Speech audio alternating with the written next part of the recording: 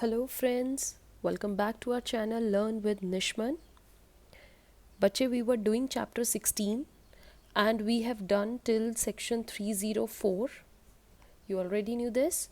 Today we are going to start our very new section, that is section 304A. Okay? Right बच्चे, recent inclusion in IPC 304A talks about बच्चे causing death by negligence. Right? ध्यान से समझते जाना बच्चे. मैं हर section की आपकी सेपरेट वीडियो इसलिए बना रही हूँ इस चैप्टर में because this chapter in itself is very scoring, very important from examination point of view as well as for your other like interviews, exams coming. Okay, your section 304A talks about causing death by negligence, like लापरवाही में death कर देना किसी की. ठीक है बच्चे. Small example just for your understanding. A person, ठीक है बच्चे, काइट उड़ा रहा है छत पर. उड़ाते उसका पैर से मतलब उड़ा रहा है छत पे, तो जैसे ही वो आगे आगे चल रहा है पैर के नीचे से एक ईंट उसके स्लिप हो गई. छत पे ईंट थी, स्लिप हो गई, गिर गई नीचे, जिससे नीचे एक व्यक्ति खड़ा था और उसको वो ईंट लगती है और उसकी डेथ हो जाती है. Suppose that person was B. Right. तो यहाँ पर क्या है? हेयर नो इंटेंशन, ए की कोई इंटेंशन नहीं थी. No knowledge. Right. Right person. No intention, not knowledge. So there must be, what is the main point of this section? There must be no intention, no knowledge. There must be death of the person. Okay, such act of the accused was rash or negligence and it not amounts to culpable homicide. ये culpable homicide होता नहीं है. यहाँ पर main thing क्या होनी चाहिए बच्चे? रैश एक्ट होना चाहिए या नेग्लिजेंट एक्ट होना चाहिए, लापरवाही में एक्ट होना चाहिए. मतलब अगर आप थोड़ा सा ध्यान और दो तो वो एक्ट आप रोक सकते हो, but due to your negligence और rashness the death of any other person is caused. Okay, this section was included in 1870 बच्चे. Now talking about its punishment, as you know, heinous crime नहीं है, आपकी intention भी नहीं थी. Main thing this, IPC ये हमेशा देखता है whether it's your mens rea or not. So no intention, that's why maximum punishment you got under this is 2 years of imprisonment or fine or both. Remember that. ठीक है बच्चे, अच्छे समझ आया. यहाँ पर क्या कहते हैं बच्चे? As you all know, 304 is about negligence. 299 is your culpable homicide where you have complete intention. Right? So they both are exclusive act. ये आपस में relate नहीं करते हैं. 299 separate बात कर रहा है, 304 separate बात कर रहा है. Right? Okay, so since these two are mutually exclusive, so section 304A doesn't include knowledge of likelihood of causing the death. In 304A the mens rea is even lesser in degree. यहाँ पर बहुत कम होती है. Right? Recklessness attitude होता है. Whereas in 299 you have complete intention. Okay?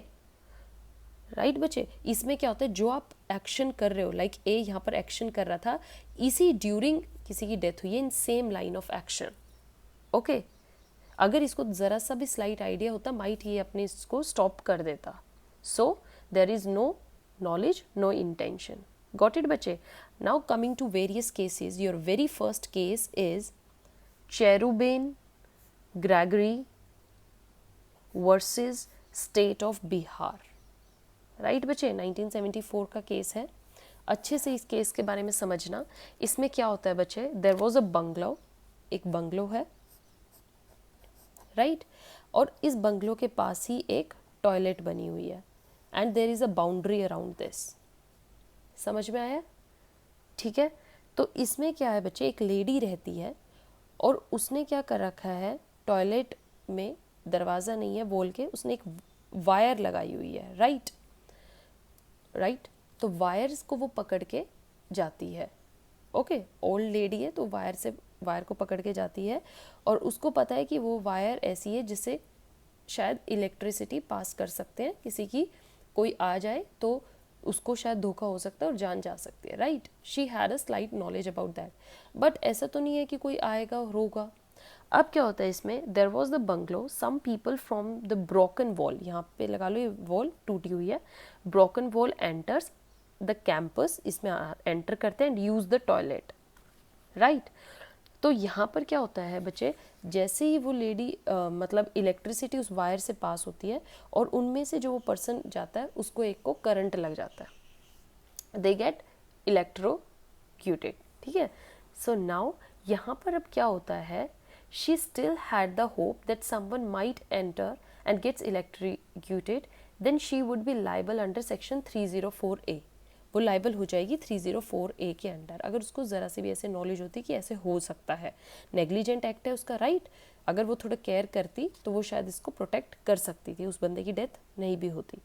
But यहाँ पर क्या है, she will not be liable for criminal homicide, culpable homicide, as she was not having any intention और नॉलेज, राइट। कल्पेबल होमिसाइड नहीं होगा क्योंकि यहाँ पे ना उसकी इंटेंशन थी ना नॉलेज थी, it was just his rashness, negligence, that's why she will be booked under 304. समझ में आया बच्चे केस।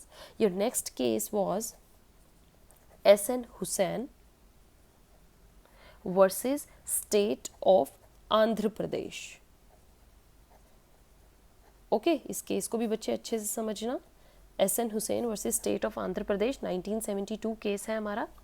यहाँ पर क्या था बच्चे, there was a railway track and there was a road crossing that railway track.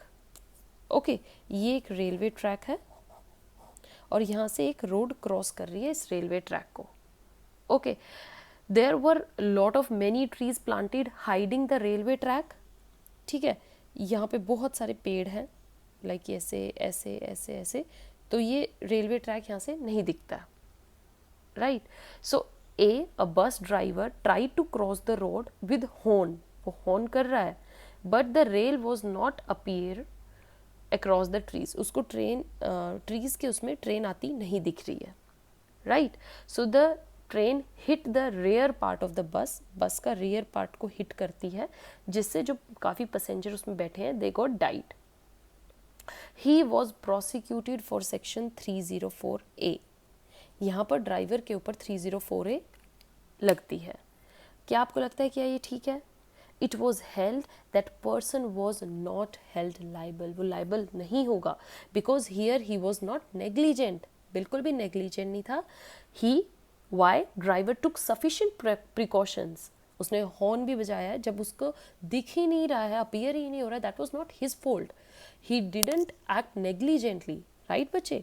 So he took complete precaution to avoid any accident, there was negligence on the part of railway company। Okay, उल्टा railway company के ऊपर ये क्या लगनी चाहिए, 304A, negligence was on their part, so he was not booked under 304A। Understood बच्चे, this is your negligent act. अब इसी का ही एक पार्ट है, सेक्शन 304A का ही पार्ट है बच्चे, medical negligence, right. Medical negligence वो भी हम इसी में ही पढ़ेंगे, बहुत इंपॉर्टेंट लिखा गया है इसके बारे में, and you should know, each and every person should know कि what are the like reasons behind medical negligence, right. What can you opt if there is negligence on the medical staff, right? So if due to negligence of doctors or staff of the hospital, the doctor as well as the hospital will be liable, होता है यही बात, negligence अगर हो जाए doctors या medical staff से तो they will be held liable for this medical negligence, right? Court has held that a doctor will not be liable, criminally liable नहीं होंगे doctors, okay, except certain situations, criminally ये liable नहीं होंगे। Why? For every small negligence, ये small negligence के लिए liable नहीं होंगे, ये चीज़ याद रखना बच्चे। They will be liable only for gross negligence. Gross means a bigger kind of negligence where you should have duty to pay complete attention, but you act negligently, then doctors will be held liable, but not for every small negligence.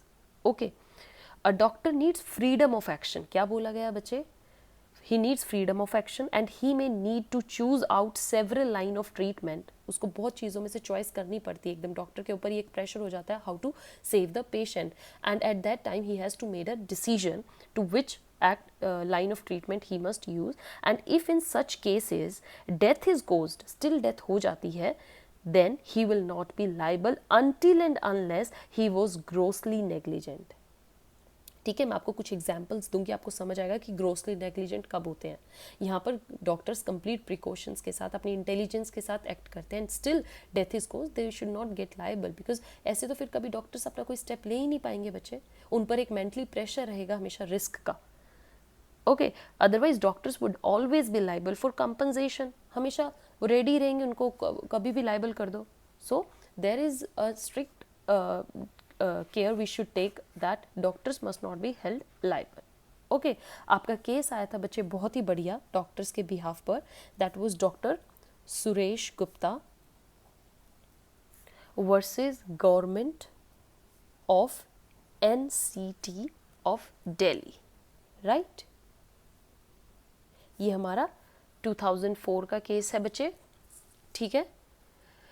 2 जजेस bench ने इसमें हमें दिया था judgement, that एक आपका case ये भी है इसमें ही, that is Jacob Matthew.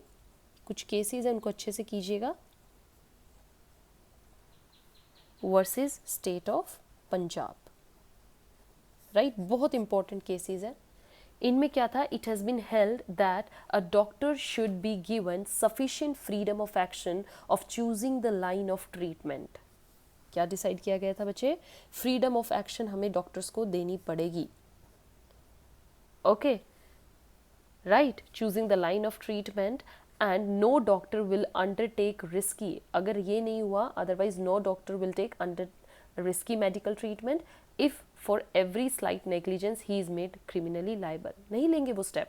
He should be made liable only if he has gross negligence, right. उसने ग्रोस नेग्लिजेंट कोई एक्ट किया हो तो. ग्रोस नेग्लिजेंस के बच्चे मैं आपको कुछ सिचुएशंस देती हूँ, ग्रोस नेग्लिजेंट कब कब हो सकता है, ठीक है, ताकि आपको अच्छे से समझ में आए ग्रोस नेग्लिजेंस के केसेस कौन से हैं हमारे. All right, so your very first case of gross negligence is when the doctor was unskilled, right. Doctor क्या है बच्चे? अनस्किल्ड है. Doctor is unskilled for that treatment, particular treatment की अभी इसको नॉलेज नहीं है, but still he took the risk of doing that treatment, he will be held for gross negligence. Your second example, where a compounder operates the surgery for which he is not skilled. इसका example ही लगा लो, ऐसे case लगा लो, compounder ने ऐसा कुछ case कर रहा है, ऑपरेट किया है जिसका उसको कोई नॉलेज ही नहीं है. Your second situation is the doctor is skilled but does not deal with manifest negligence. Okay, he is skilled but act negligently, right. negligently act किया है which any normal prudent doctor would not do. कोई भी normal doctor वो ऐसा काम नहीं करता, but such doctor did. आपका इसका भी मैं एग्जाम्पल बताती हूँ. यहाँ मैंने आपका कंपाउंडर का एग्जाम्पल बताया, यहाँ पर example where a doctor left some medical instrument, surgical instrument inside the body of the patient. बहुत केसेस आते हैं बच्चे फीमेल्स के केसेस में ड्यूरिंग द प्रेगनेंसी ऑपरेशन, तो उनके पेट में कई बार हमने देखा है कि कई बार सीजर तक उनके पेट में रह जाती है, right. So it was just due to the negligent act of doctors. So that is the another case, they are skilled but they act so negligently. Your third situation is doctor was skilled but he refused to do the treatment. Okay, refusal by doctor is also a negligent act. Okay, मतलब बहुत ही serious case है, patient है and doctor उस time पर negligently behave करके he said that I will not do this perform, I will not perform this act. So here doctor was skilled but he refuse to do the treatment. Okay बच्चे, जैसे आपका एक case था इन Jacob Matthew case, जो ये मैंने आपको दिया है, इस केस में क्या बात की गई थी, there were oxygen cylinders but there was no oxygen in that. Remember, या पढ़ेंगे तो आपको अच्छे से केस समझ में आएगा। ऑक्सीजन सिलेंडर्स थे पेशेंट्स को लगाए गए, बट उनके अंदर ऑक्सीजन थी ही नहीं, so it amounts to negligence on the part of hospital staff and they were held liable for 304A। ये उनकी नेग्लिजेंस, कंप्लीट नेग्लिजेंस थी। ओके, समझ में आया बच्चे? बहुत अच्छे से मैंने आपको 304 समझाया है, बहुत इंपॉर्टेंट है। आपको एक एक एग्जाम्पल समझ में आना चाहिए, एक एक केस समझ में आना चाहिए। इस पर आप बहुत अच्छे से नोट लिख के आ सकते हैं, and no problem is there after that. Okay, attempt your question very well, write well, put headlines, put your cases in highlight form. Okay, all the best. Thank you.